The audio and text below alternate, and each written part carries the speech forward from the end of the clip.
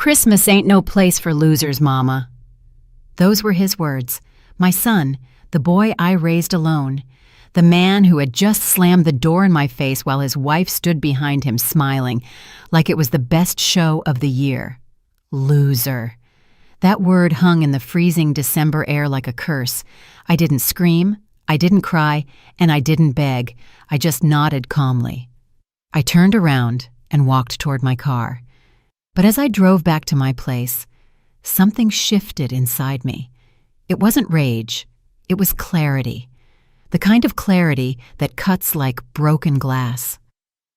That very night, sitting in front of my laptop, I canceled the shared mortgage payment on their house, canceled their auto insurance, and canceled every single automatic transfer that had been holding up their perfect life for years. 5 minutes.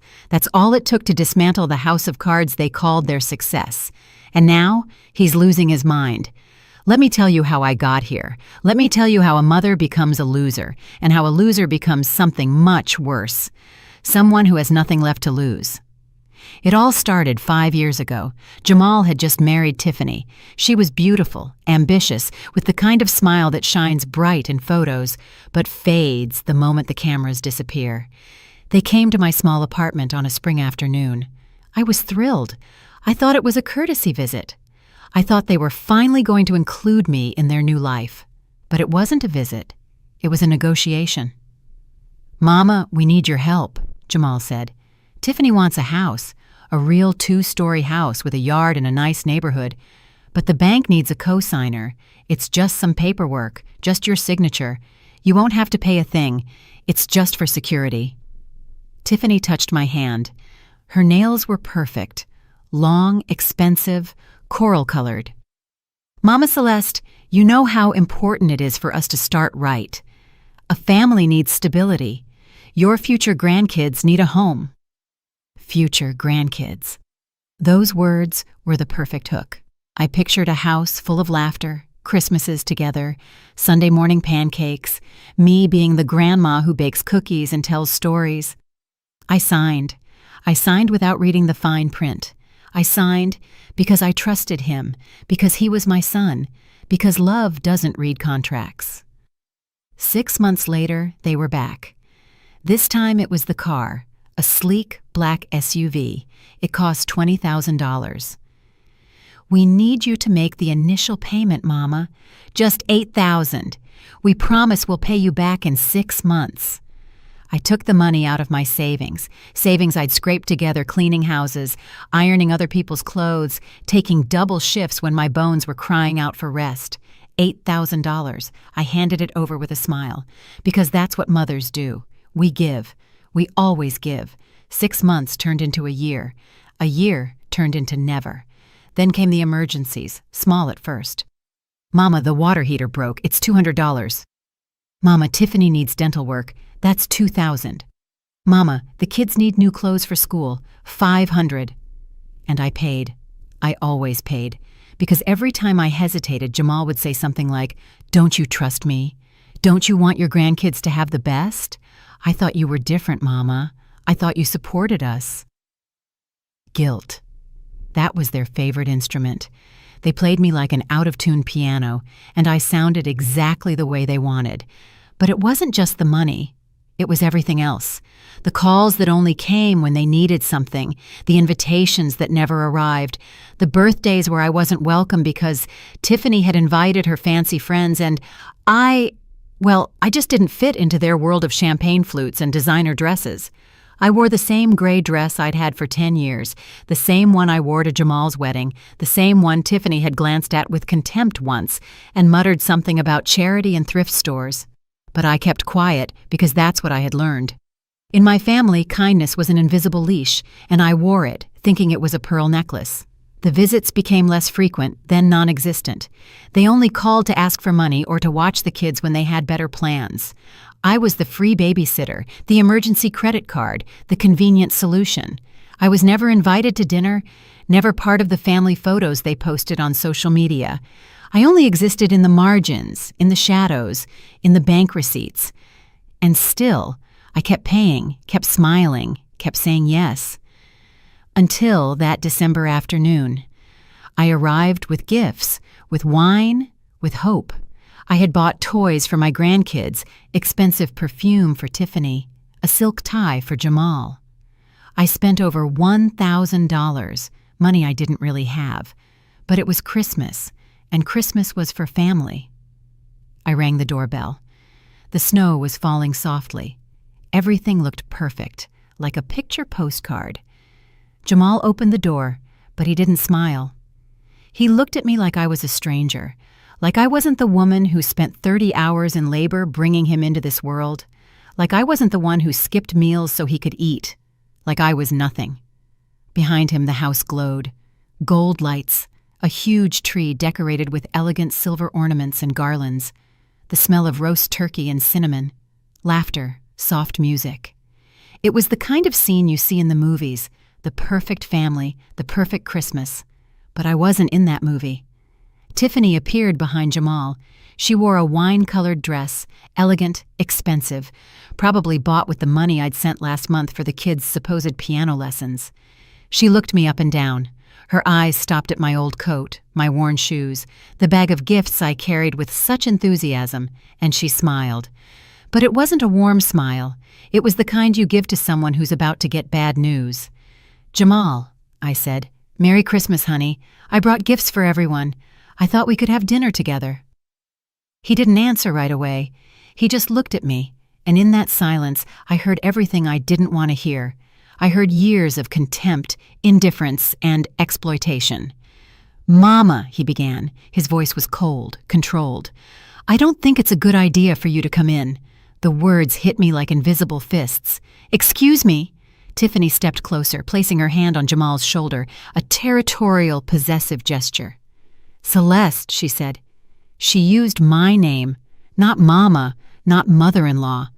Just my name, like I was an employee who showed up on the wrong day. "We have important guests tonight," she continued.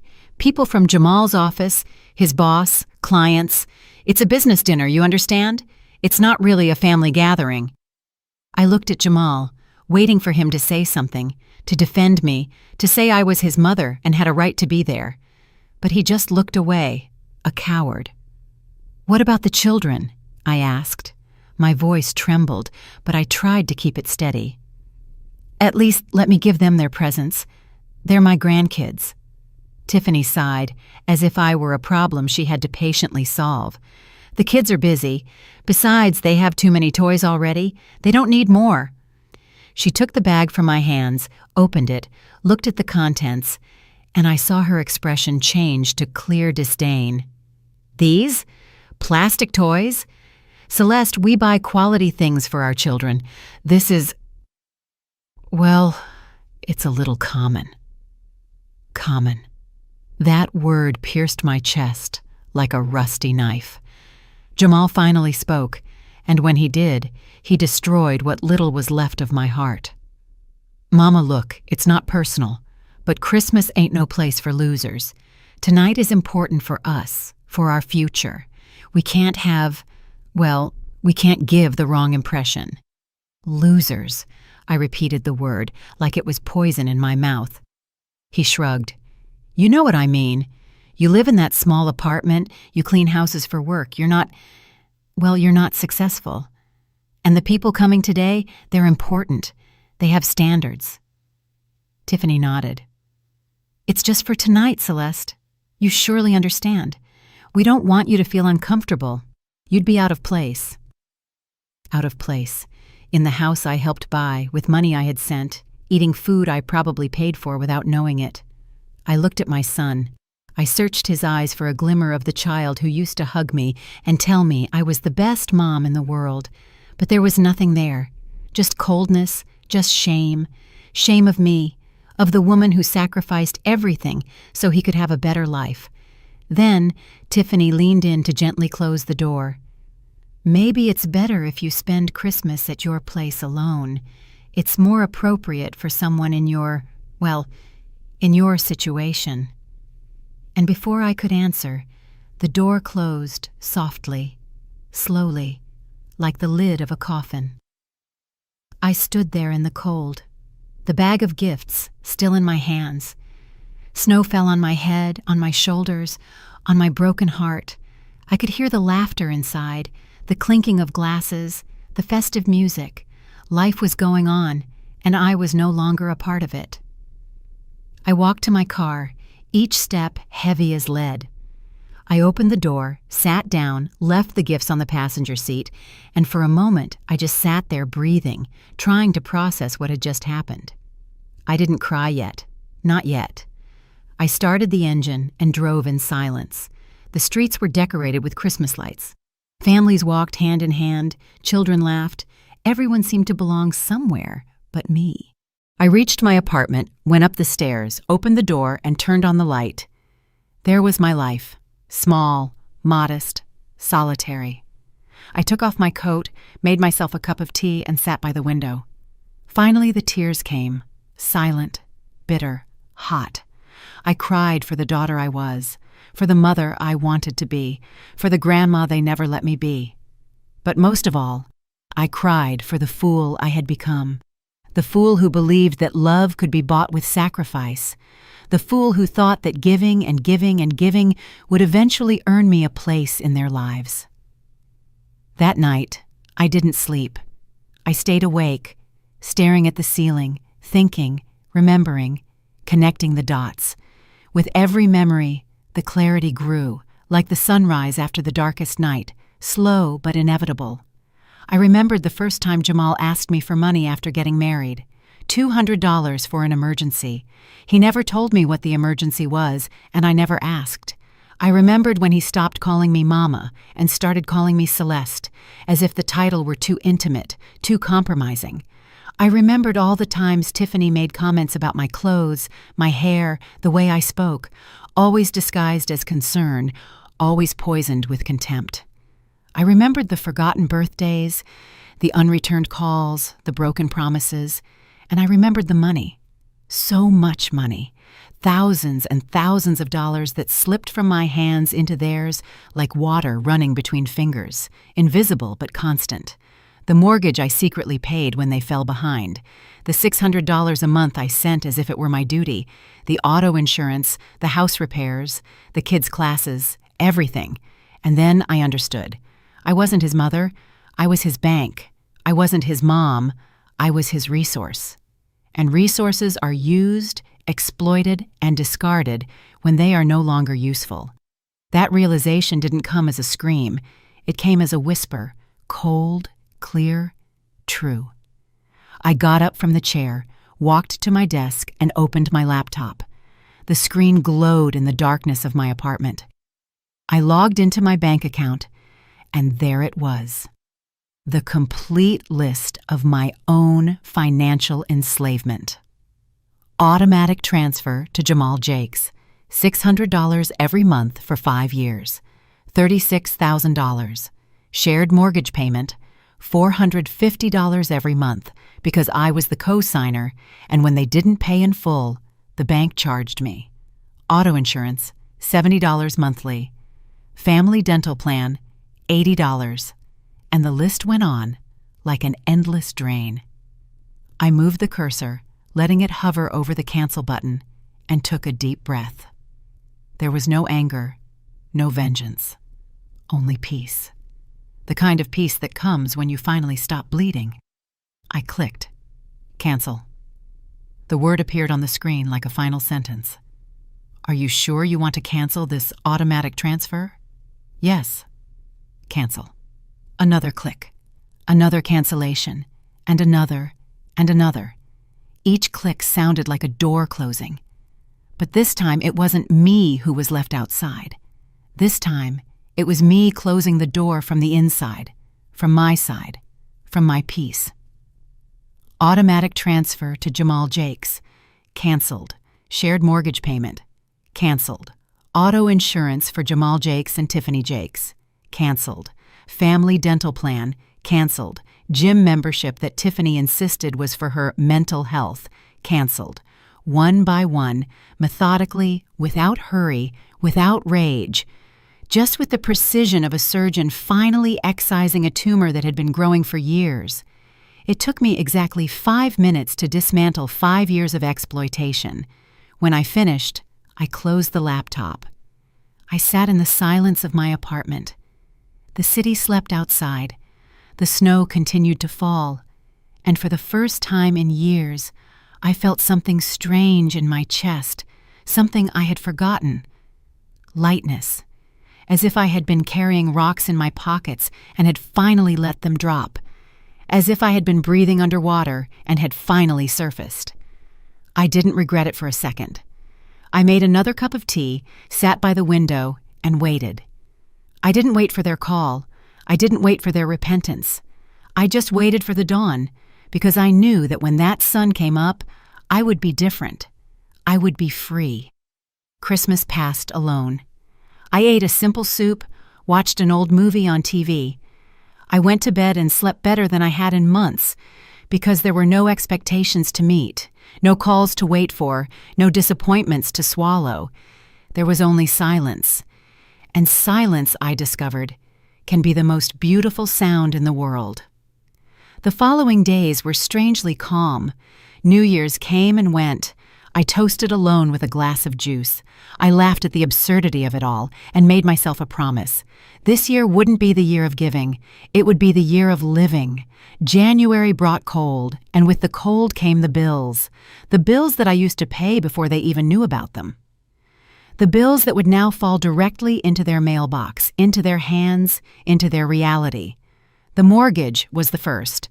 The $300 extra I covered every month because they always came up short. The bank doesn't forgive. The bank doesn't listen to excuses. The bank only sees numbers, and when the numbers don't add up, the bank acts. Then the car. The insurance expired, and without insurance, the car isn't legal. No way for Jamal to drive his sleek black SUV to work. No way for Tiffany to go to her lunches with friends, showing off her perfect life. Then the small things, the gym, the dental plan, the streaming subscription that I paid for and they enjoyed. Everything vanished like smoke. And I did nothing but live my life. I went to the market and bought food for myself, not for others' emergencies. I paid my own bills, not anyone else's.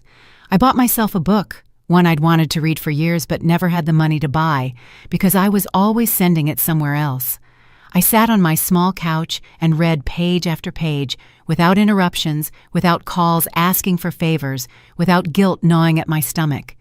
It was peace, simple and silent, mine. But I knew that peace wouldn't last, because bills don't forgive, and reality eventually knocks on the door. It always does. It was a Tuesday, mid-January, 14 days after I canceled everything. My phone rang. Jamal's number. I watched it vibrate on the table. I didn't answer. It rang again, and again. I let it ring. Each chime was music to my ears because it meant there were finally consequences. Finally, gravity was doing its job. Then came the messages, dozens of them, one after another, like a desperate river seeking an outlet. "Mama, where are you? Call me. It's urgent." Another message. "Mama, I need to talk to you. It's important." Another. "Why aren't you answering? Are you okay?" The concern was false. I knew it. It wasn't concern for me. It was concern for his situation, for his comfort, for his castle that was beginning to crumble. I didn't reply. I deleted the messages without reading them completely because it wasn't my problem anymore. It wasn't my responsibility to hold up his world while they destroyed mine. 2 days later, they knocked on my door. It was evening. I was reading my book, quiet. The doorbell rang insistently, desperately. I looked through the peephole. It was Jamal. He had dark circles under his eyes. His hair was messy. He looked tired, worried, almost human. Almost. "Mama, I know you're in there. Please, I need to talk to you." His voice carried through the door. "I need you to help me. It's an emergency." Emergency. That word he'd used so many times to open my wallet. That magic word that turned my money into his. But this time, it didn't work. I stayed on the other side of the door, silent, invisible, free. "Mama, please. The bank called me. They say the mortgage is late, that if I don't pay this week, they'll start the foreclosure process. I don't understand what happened. You always paid your part." Your part. As if the house were mine too. as if I lived there, as if I enjoyed those walls that were slammed in my face. I need $8,000 now, this week, or we lose the house. Do you hear me? We're going to lose the house. His voice rose, panic, real, raw.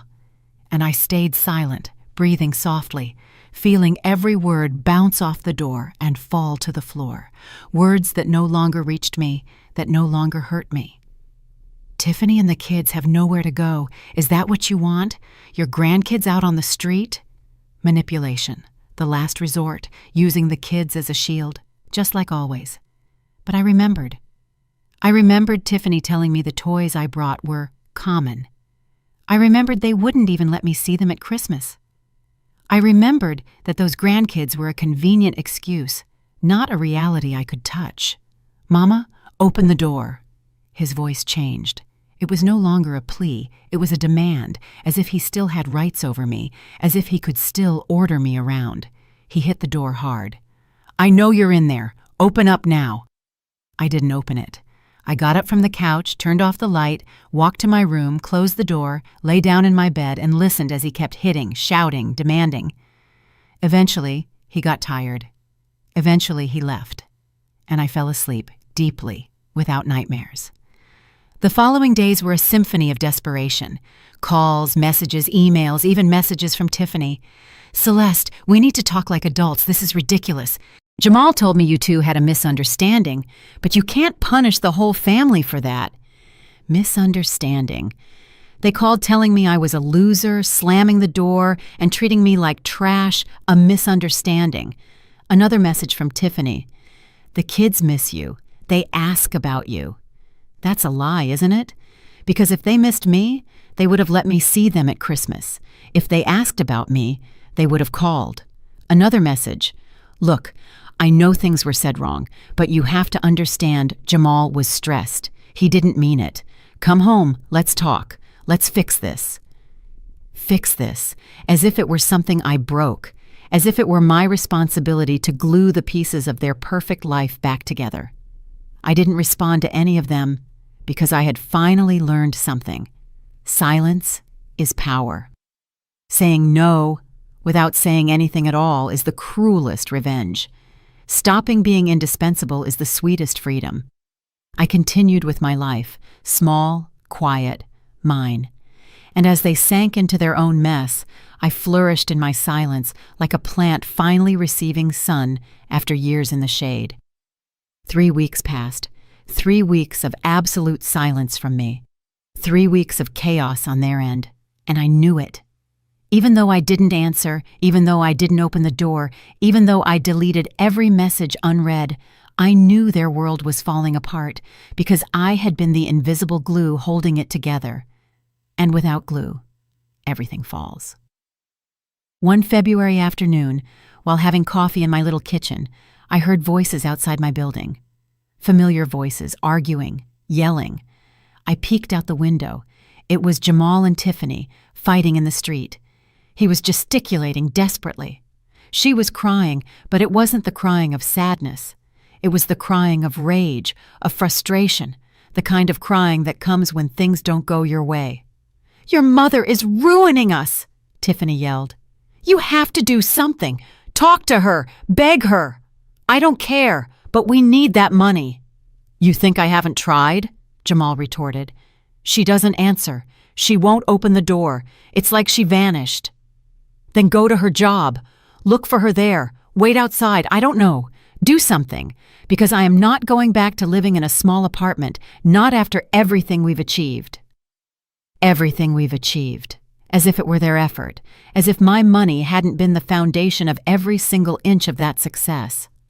I watched them from above, like distant gods observing mortals, without intervening, without compassion, just watching. Tiffany wiped her tears. Her makeup was smeared. She no longer looked elegant. She looked desperate. "The bank gave us until Friday. If we don't pay $8,000, they start the foreclosure process." $8,000, Jamal. Where are we going to get it? My salary barely covers expenses. You spent the whole year-end bonus on that trip to Miami. It was for our anniversary to maintain our relationship. Our relationship won't matter if we don't have a roof over our heads." They looked at each other with hatred, the kind of hatred that is born when two people realize they have built their life on sand and the tide has finally come in. "Then ask your mother for it. Literally crawl if you have to, because I am not going back to living small, not after all we've accomplished." They eventually left. They got into their car, the car that no longer had insurance, the car they technically couldn't legally drive, and drove away. I returned to my coffee, which was now cold, but I didn't care. I drank it anyway because even cold coffee tasted like victory. That night, I received an email from Tiffany, long, desperate, full of words that tried to sound sincere but smelled of lies. "Dear Celeste, I know things between us haven't been perfect, and I admit we may not have valued you as we should, but we are family, and families forgive, families help each other. The children ask about you every day. They cry. They say they want their grandma. I don't know what to tell them. I don't know how to explain why you don't come around anymore. We need you, not just financially. We need you here with us. Please come home. Let's talk. Let's fix this. With love, Tiffany." I read every word, every carefully constructed lie, every manipulation disguised as affection, and I deleted the email without replying, without hesitation. Because I had learned to read between the lines, and between those lines, there was only one truth. We need you financially. The rest was decoration. Friday arrived, the bank's deadline. I didn't do anything special. I went to the market and bought fresh vegetables, newly baked bread, a small bouquet of flowers for my table, simple things, things that made me happy. As I walked back home, my phone rang. Unknown number. I answered. Something told me I should. "Celeste Jakes?" A professional, formal voice. "Yes, that's me." "This is Ms. Davis from Metropolitan Bank. I'm calling about the property at 422 Maple Drive. You are listed as a co-signer and guarantor on the mortgage." My heart sped up. "Yes, I know. I was called weeks ago. I understand." "I am informing you that the primary title holders, Mr. Jamal Jakes and Ms. Tiffany Jakes, have failed to make this month's payment. According to the contract, you, as the co-signer, are responsible for covering the debt in case of default. The amount due is $4,300. Do you wish to make the payment?" I took a deep breath. This was the final decision, the last chance to go back, to be the mother I had always been, the one who rescues, the one who saves, the one who sacrifices. But it was also the chance to be something new, something I had never been, free. "No," I said. My voice was firm, clear. "I will not be making the payment." There was silence on the other end. "I understand. Then I must inform you that this will affect your credit history. The foreclosure process will begin next week." "I understand. I accept the consequences." "Are you sure? This is a serious decision." "I am completely sure." "Very well. We will send you the corresponding documentation. Have a good day." She hung up, and I stood there in the middle of the street with my market bags, my flowers, and my freedom. I smiled because I had finally done something I never thought I could do. I said no, and the world didn't end. The sky didn't fall. I just continued walking home. That night, I cooked a real meal for myself, with time, with love. I put on soft music, lit a candle, served myself on my best plate, and ate dinner alone. But I didn't feel alone. I felt complete. The next day, Saturday, I received an unexpected visit. An early knock on my door. I opened it without looking. Mistake. It was Jamal, but not the arrogant Jamal from Christmas. This Jamal was broken. Red eyes, unshaven beard, wrinkled clothes. He smelled of desperation. "Mama," he whispered, "please, I need to talk to you." I tried to close the door, but he put his foot in the way, not with violence, but with a plea. "Please, just 5 minutes, I beg you." Something in his voice stopped me. It wasn't the voice of the man who called me a loser. It was the voice of the boy I once held. So, and only then, I let him in. He entered like an invader in strange territory, looking at my small apartment as if seeing it for the first time. Maybe he was. Maybe he had never paid attention before. He sat on my couch, buried his face in his hands, and cried. It wasn't manipulative crying. It was real, broken, desperate crying. "We lost everything," he said through sobs. "The house, the car. Tiffany left me. She took the kids to her mother's. She says I'm a failure, that I can't support my family, that this is my fault." He lifted his head and looked at me with pleading eyes. "Mama, I'm sorry. I'm sorry for what I said. I'm sorry for how I treated you. I'm sorry for everything, but please help me. I need money for an apartment, to start over, to get my family back." I sat in front of him, calm, observing him as one observes a wounded animal, with pity, but without the urgency to rescue. "How much do you need?" I asked. 10,000, maybe 15, for the deposit and first month for basic furniture, to show Tiffany I can fix this. $15,000. Almost half of everything I had left in savings. Everything I had managed to save after years of giving them everything. "No," I said. Simple, direct. He blinked as if he hadn't heard correctly. "What?" "I'm not going to give you money, Jamal." His expression changed. Confusion, then anger.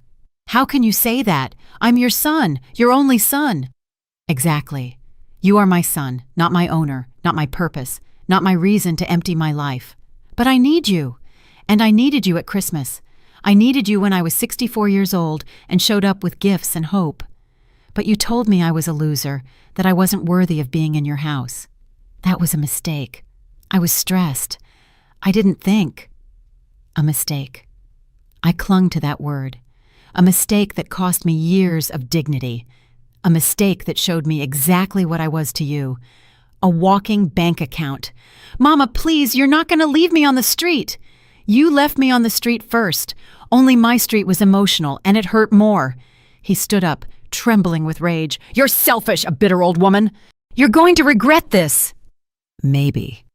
But it will be my regret, not yours." He stormed out, slamming the door, and I sat there on my couch, feeling the echo of his words. Selfish, bitter. Maybe he was right. But if being selfish meant loving myself for the first time in decades, then I would be selfish. And if being bitter meant not letting myself be used anymore, then I would be bitter. Because I had finally understood something.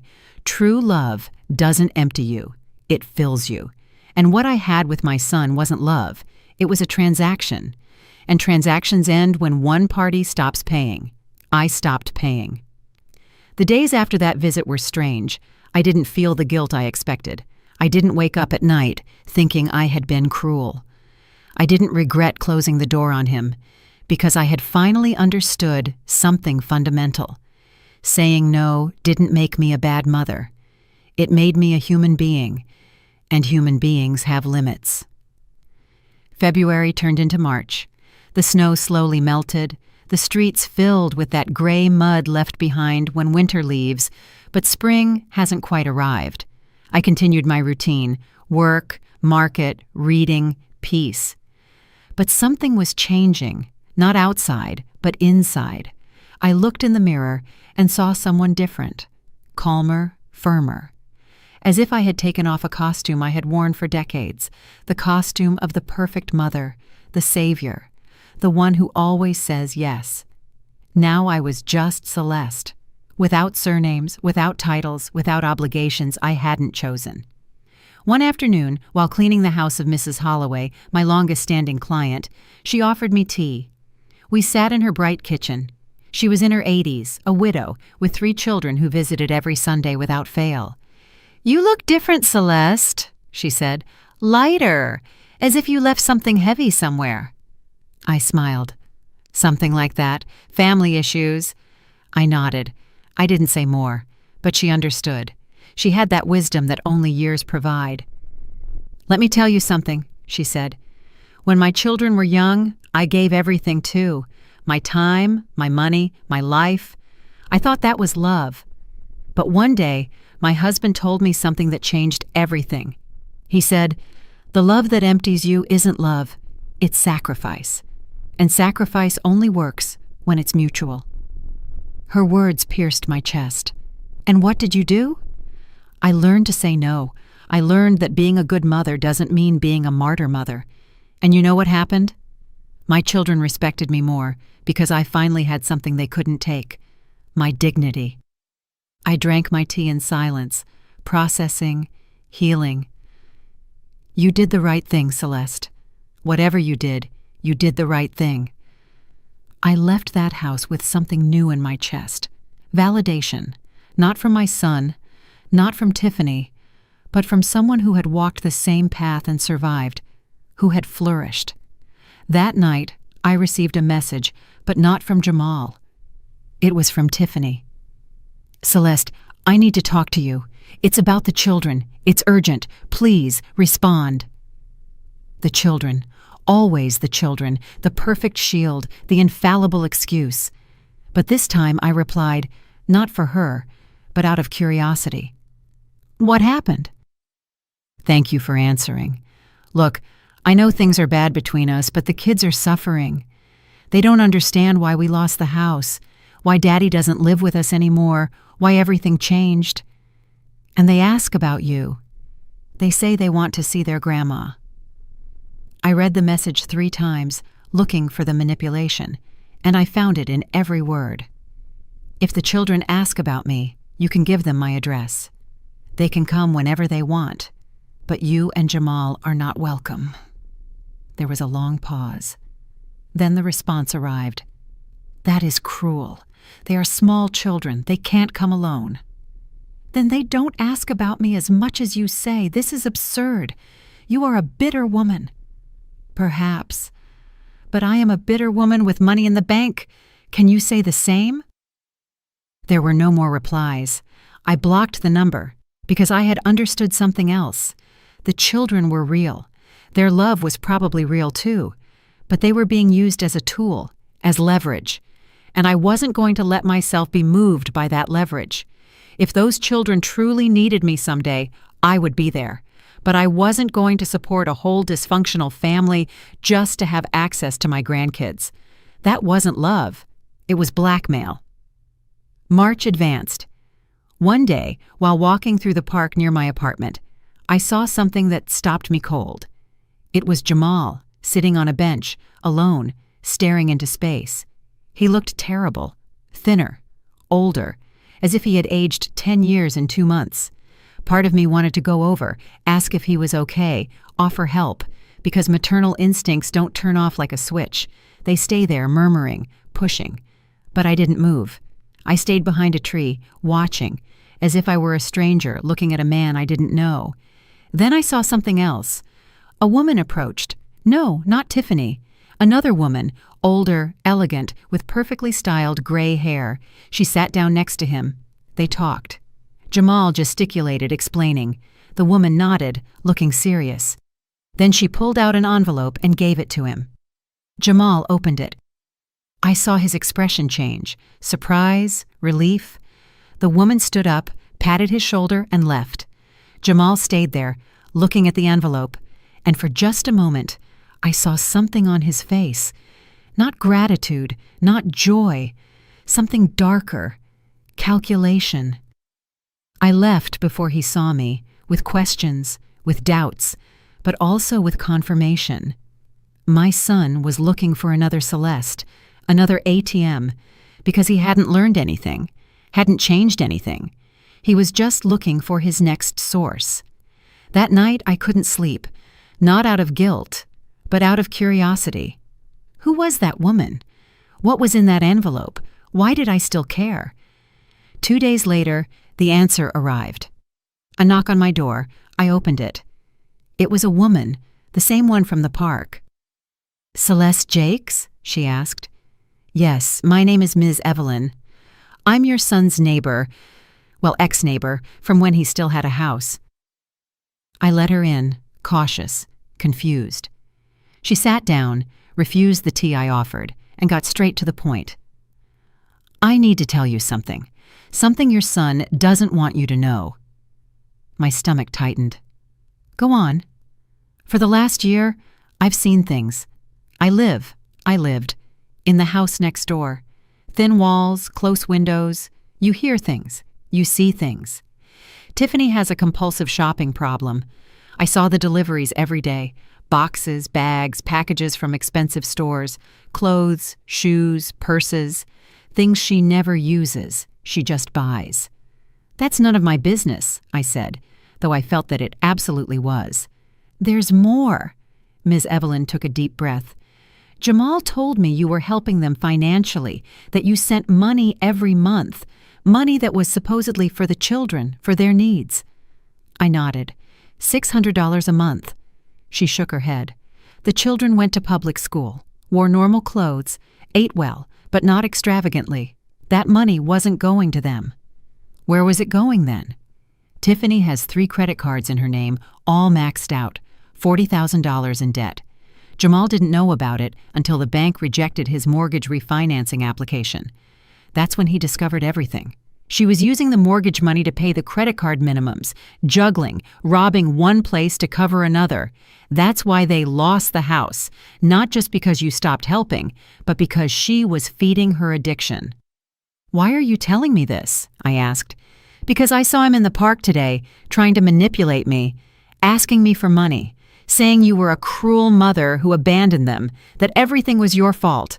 And I know that story, because I was you 20 years ago. I looked at her, really looked at her, and I saw invisible scars. I saw wisdom bought with pain. I gave him $1,000, she confessed. I told him it was the last of it, not to come looking for me again.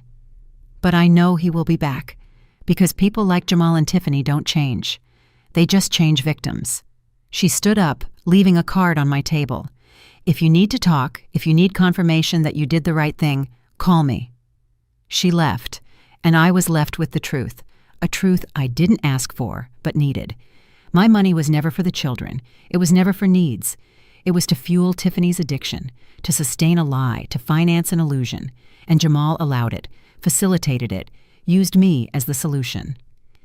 That night, I wrote in a notebook, something I hadn't done since I was young. I wrote everything, the anger, the pain, the liberation. And at the end, I wrote something that surprised me.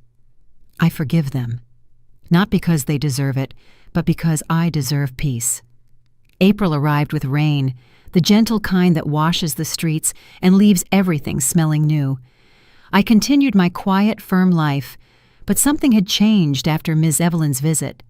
It wasn't rage, it was final clarity. Jamal wasn't a victim, he was an accomplice. That truth hurt more than any insult, because it's one thing to be used, and another to realize they always knew they were using you and allowed it, facilitated it, enjoyed it. One morning, while having coffee, I received a call from a number I didn't recognize. I hesitated, but something told me to answer. Ms. Jakes? A serious professional male voice. Yes, this is me. This is Mr. Carter. I'm an attorney representing Metropolitan Bank in the foreclosure case on the Maple Drive property. You are listed as a co-signer. My heart sped up slightly. I know. I was called weeks ago. I understand. I'm calling because there's new information I believe you should know. Could we meet?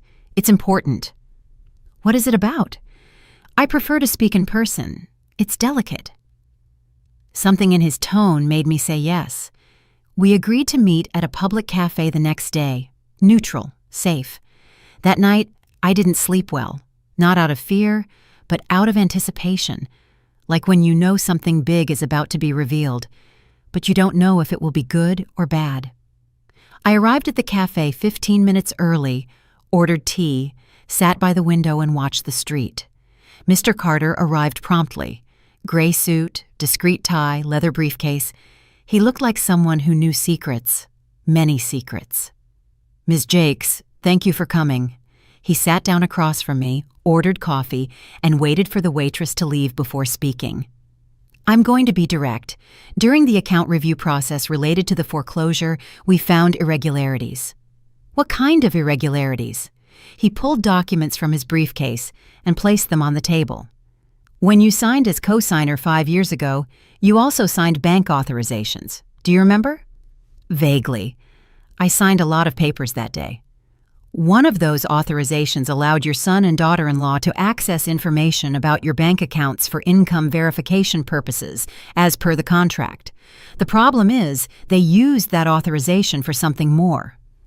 Mr. Carter pointed to numbers in the documents.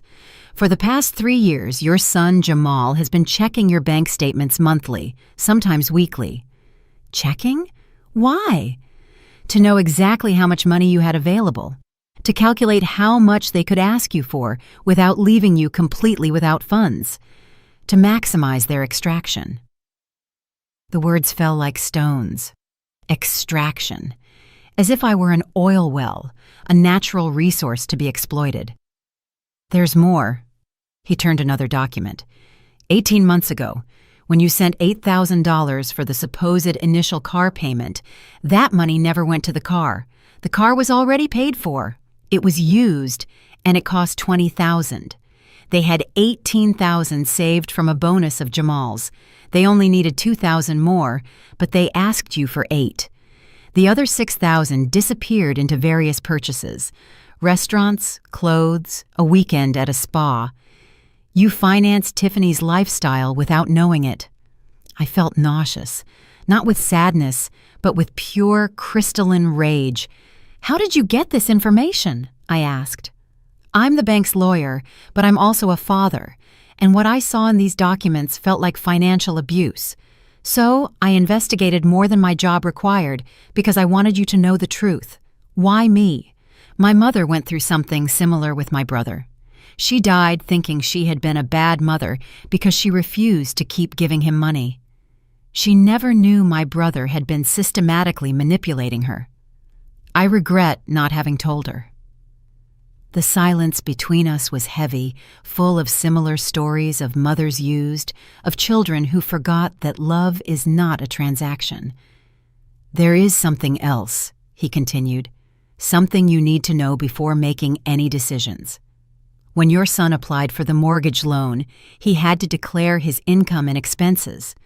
In the family support section, he declared that you sent him $600 a month. That improved his income profile, allowing him to qualify for a larger loan. They used my generosity as a tool to go into more debt. So they built their life on the assumption that I would keep paying forever? Exactly. And when you stopped sending money, they didn't just lose your support. They lost the money the bank expected to keep flowing.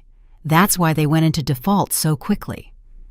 What are my options? I asked. Legally, as a co-signer, you are responsible for the debt. But given the evidence of financial manipulation and unauthorized access to confidential information, we could argue fraud. We could request that your name be removed from the contract, and they would remain responsible for the total debt. The bank would foreclose, they would lose any equity they had built, and their credit would be destroyed for years. And my credit?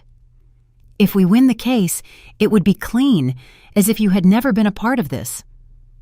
I looked out the window.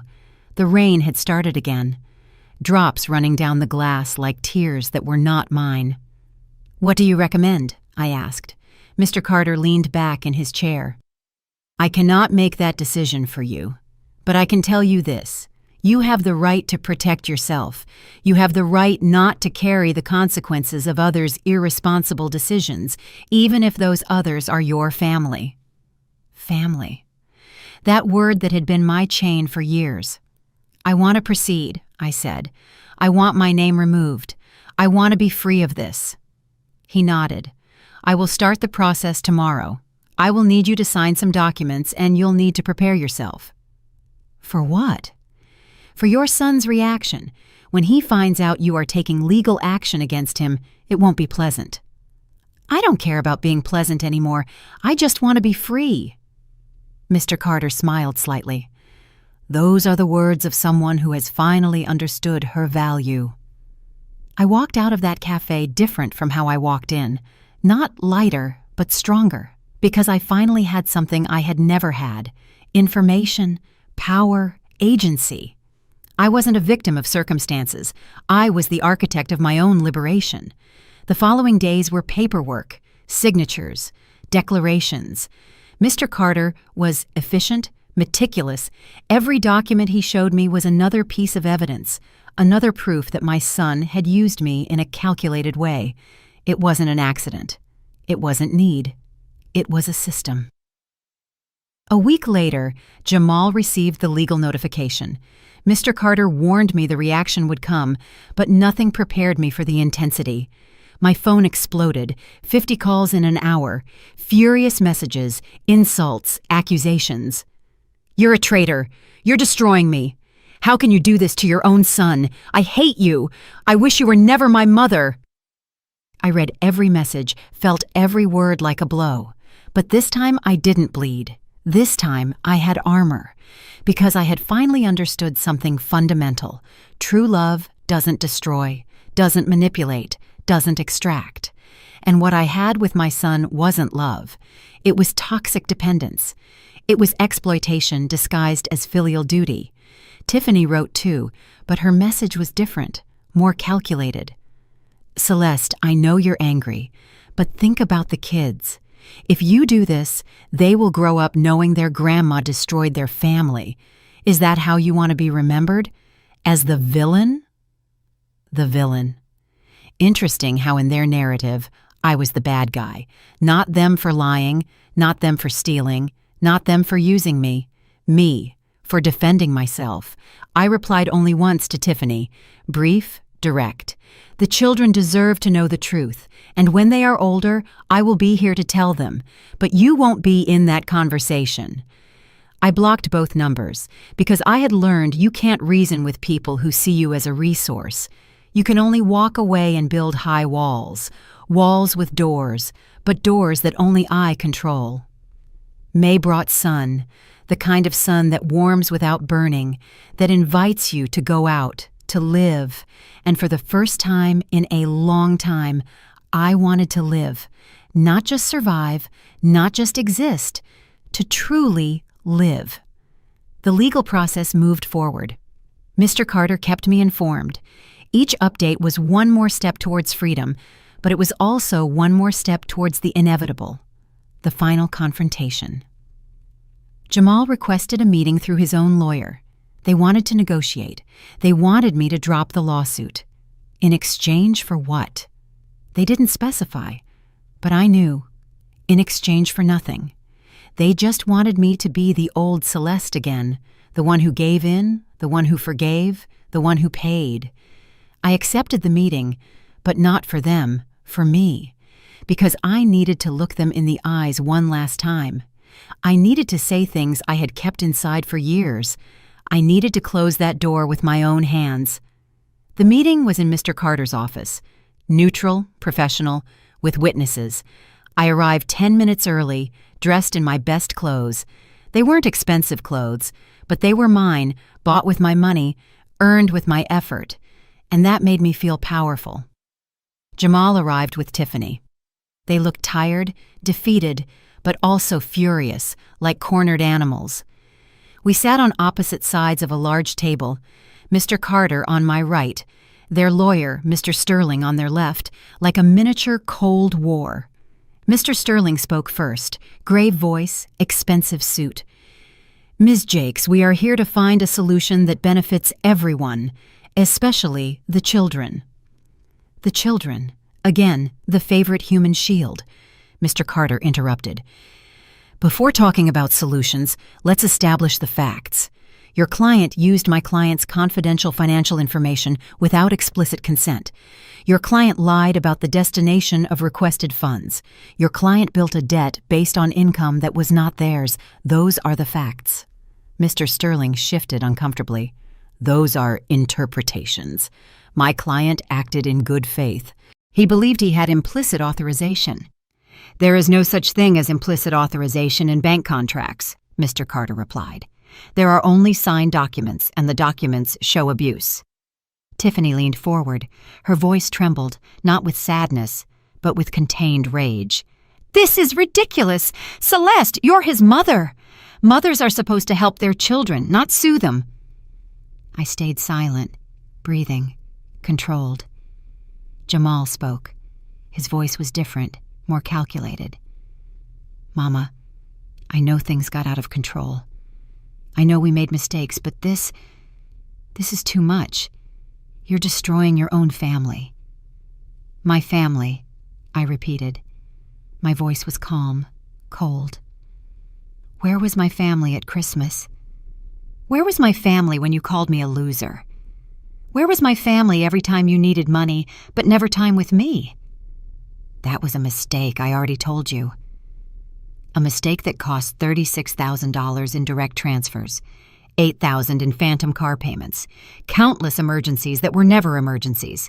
It wasn't a mistake, Jamal. It was a system, wasn't it? "That's not fair. You misunderstand everything." Mr. Carter placed documents on the table. Bank statements, emails, bank access records. "It's all here in black and white. There's no possible misunderstanding." Mr. Sterling looked at the documents. His expression changed. I saw the exact moment he realized his case was weak. Very weak. Tiffany hit the table. "This is a trap. You brought us here to humiliate us." "No," I said. "I brought you here so you could hear something I need to say so I can move on." The room fell silent. Everyone was looking at me, waiting. For 64 years, I lived for others. First for my parents, then for you, Jamal. I always thought that was love. I thought sacrificing myself would make me loved, needed, important. I was wrong. True love doesn't empty you.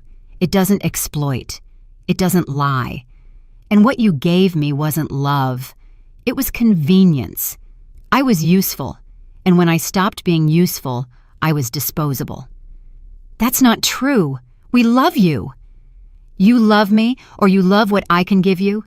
Because when I had nothing left to give, suddenly I wasn't welcome, not even at Christmas. Jamal looked down.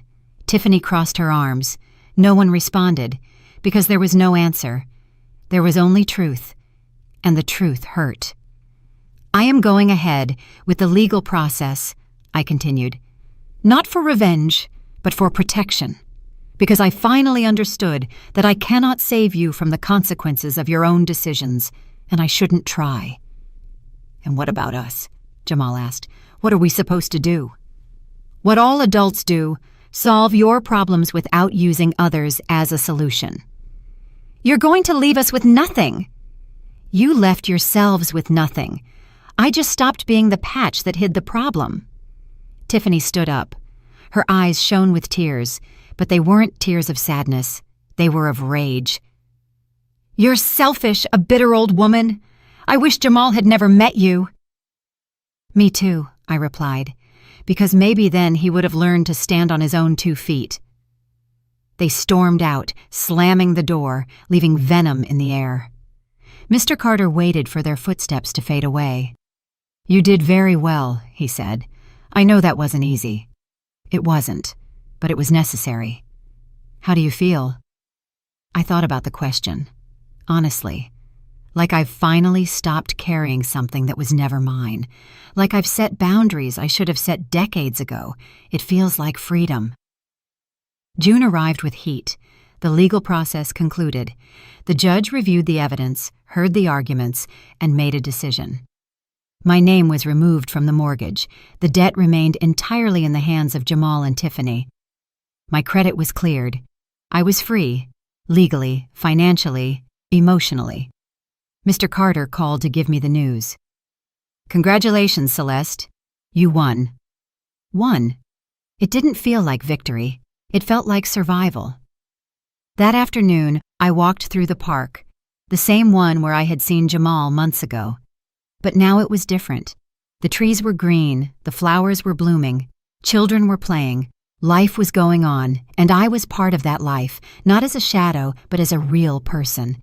I sat on a bench, closed my eyes, felt the sun on my face, and for the first time in years, I smiled. A real smile, not forced, not to please anyone, just mine. Ms. Evelyn, the neighbor, found me there. We talked, and I realized something. I wasn't alone. There were other women who had walked this path, who had survived, who had flourished, and if they could, so could I. September brought unexpected changes. Mr. Carter called. He had news. Jamal had filed for personal bankruptcy. He would lose everything. The house was already foreclosed. The car had been repossessed. They were living in a small, cheap apartment, just like me. The irony wasn't lost on me. My son finally understood what my life was like, the life he had despised, the life of losers, as he called it. "How do you feel about it?" Mr. Carter asked. "I don't know. It's not satisfaction. It's not sadness. It's something in between." "I also want you to know something else. During the bankruptcy process, Tiffany filed for divorce. Apparently, when the money ran out, the love did too. She took the children and went back to her mother's place in another state. Jamal is alone." The words hung in the air. Alone. Just as I had been. Just as he had left me at Christmas. The difference was that I chose my solitude. He did not choose his. It was a consequence. October brought colors. The leaves were turning, red, orange, yellow. Everything was dying to be reborn, and I felt I was in that process too, letting old versions of myself die, preparing to be reborn. One afternoon, while reading in my apartment, someone knocked on the door. A timid knock, not aggressive. I looked through the peephole. It was Jamal, alone, no Tiffany, no visible rage in his expression, just exhaustion. I didn't open immediately. I stayed there, looking at him through the small glass, seeing my son turned stranger. "Mama," he said. His voice was different, broken. "I know you're in there. I'm not here to ask for money. I just want to talk. 5 minutes, please." Something in his tone made me hesitate. I opened the door, but only a crack, with the chain still on, like opening it to a stranger. "What do you want?"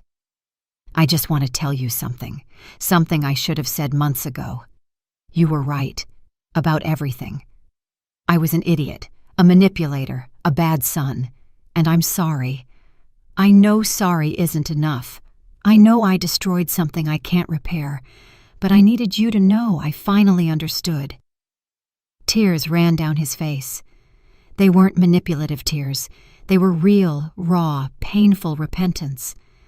"I don't expect you to forgive me. I don't expect anything. I just wanted you to know that I finally get it." He turned, starting to walk toward the stairs. "Jamal," I called. He stopped, turning, hopeful. "Thank you for coming, for saying that.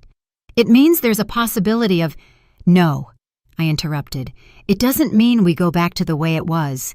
That died. But it means I listened, and maybe with a lot of time and a lot of work, you might be able to rebuild something. Not with me, with yourself." He nodded. "I understand. And Jamal, one more thing. The children. Make sure they know I love them, that this wasn't about them. It was about boundaries, about respect, about dignity. I will tell them." He left, and I closed the door, this time without tears, without trembling hands, just with the feeling that something had ended. Not fixed, ended. And sometimes, ending is enough. November arrived with familiar cold, the kind of cold that announces the year is closing, that cycles are ending, that everything that began eventually finds its end. I had changed, not in an obvious way. It wasn't a dramatic movie transformation. It was something more useful, more profound. I had learned to listen to my own voice. That voice that for years had been drowned out by the needs of others, by expectations, by guilt. Now that voice was clear and said simple but powerful things. You matter. Your needs are valid. Saying no is okay. One morning, while having coffee by the window, I saw the first snowfall of the season. Soft flakes falling silently, covering everything with clean white, as if the world were giving itself another chance, as if it were saying, "What happened is over, but today is new." My phone rang. Unknown number. I hesitated, but I answered. Sometimes you have to answer to know what comes next. "Ms. Jakes?" A young professional female voice. "Yes, this is me. My name is Andrea. I'm a social worker with the Family Services Center. I'm calling because your name appeared as an emergency contact in the file for your grandchildren, Marcus and Kayla." My heart stopped. Did something happen to them? No, the children are physically fine, but there is a situation we need to discuss. Could you come to our office tomorrow? I accepted without thinking. Even though I had set limits with Jamal and Tiffany, the children were different. They didn't choose the situation. They were victims, just like I had been. The next day, I arrived at the office, a gray, functional building full of broken families trying to rebuild. Andrea received me. She was young, maybe 30, with kind but tired eyes, the kind of tiredness that comes from seeing a lot of pain. Ms. Jakes, the children have been living with their mother Tiffany and their maternal grandmother for 3 months. However, there have been incidents, violent arguments, emotional instability. The maternal grandmother has health issues and cannot care for them properly, and the father, Jamal, applied for shared custody, but it was temporarily denied. He lives in a small studio apartment, works double shifts, and doesn't have the stability for children. He is still in the process of financial recovery. So why are you calling me? Because Tiffany mentioned that you could be a temporary option, while she sorts out her situation. 3 months? Maybe 6, just until she can find her own place and stabilize. I leaned back in the chair, processing. This was exactly what I had feared, that eventually they would need me again, that they would return, not with love, but with need. And if I say no? I asked. Andrea sighed. The children would likely enter the temporary care system, foster homes, separated from their mother, their father, from everything they know. Guilt began to climb up my throat. That familiar feeling, that weight. But this time, I recognized it and stopped it. I need to think about it, I said. I need time. I understand. But Ms. Jakes, these children need stability, and according to all reports, you are the only person in this family who has it. I left that office trembling, not with fear, but with rage, because once again, I was being put in the position of savior. Once again, my stability, built with so much effort, was being asked for as a sacrifice. I called Ms. Evelyn. I needed to talk to someone who understood. We met at a cafe. I told her everything. She listened without interrupting. Then she said something I didn't expect. What do you want to do? Not as a grandmother, not as Jamal's ex-victim. As Celeste. What does Celeste want? I thought about the question, honestly, deeply. I want to help the children, but I don't want to be used again. I don't want this to become another form of manipulation. Then set the terms, Ms. Evelyn said. If you're going to do it on your terms, not theirs. Legal temporary custody, documented with clear boundaries. No Tiffany or Jamal living with you, no extra money for them, only for the children. Supervised visits, mandatory family therapy.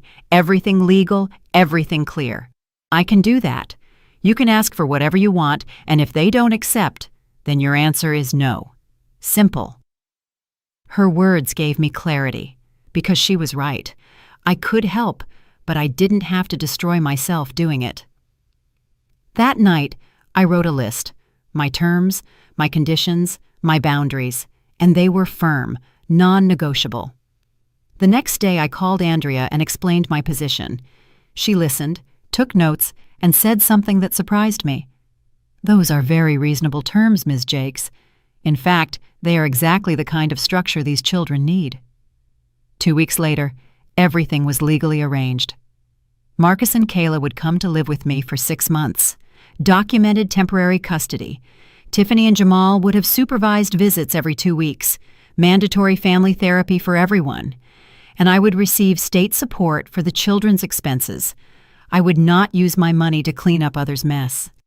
The day they arrived was strange, exciting and terrifying at the same time. Marcus came in first, shy, insecure, looking at my small apartment as if it were unknown territory. "Grandma," he said softly, "can we really stay?" "Yes, my love, for a while."